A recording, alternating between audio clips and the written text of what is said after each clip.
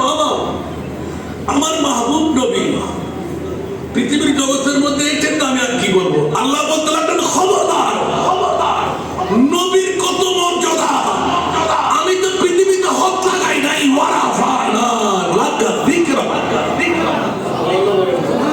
ওয়ারাফানা। মরা তোমার মাহবুব কোথায়? বলতে আমি আল্লাহ যে তাই।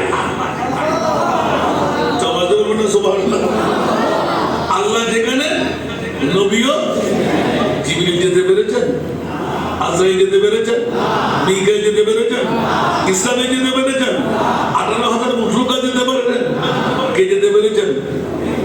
সুবহানাল্লাহ।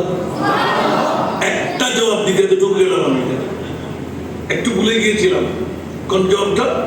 আপনি এক্ষুনি মনে করবেন যে কিসের জবাব? নবী গায়েব জানে জানে না। সুবহানাল্লাহ। যারা বলে যে জানে না ওরা ঈমানেরও চোর, কোরআনেরও জোরে বলেন না, ঈমানেরও চোর, কোরআনেরও ঠিক কিনা? কেউ কেউ অতিরিক্ত হয়ে গেলেন। এখন আল্লাহ বলতেন রাসূল আসেন তো। আল্লাহ কোথায়? যেখানে কারো যাওয়ার ক্ষমতা নাই সেখানে। সুবহানাল্লাহ।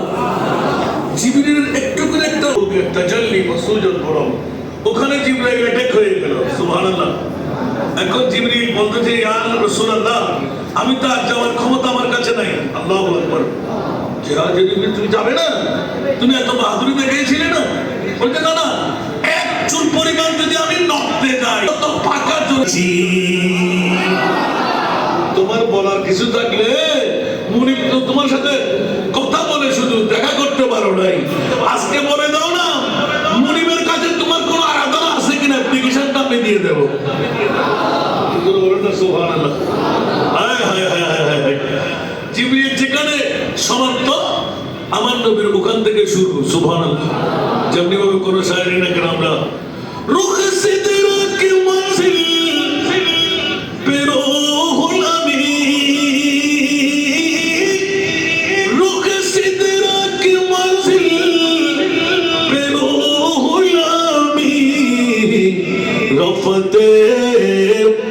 मुस्तफा देखते रह गए, रफ़ते मुस्तफा देखते रह गए, रोए बदरू दुजा देखते रह गए।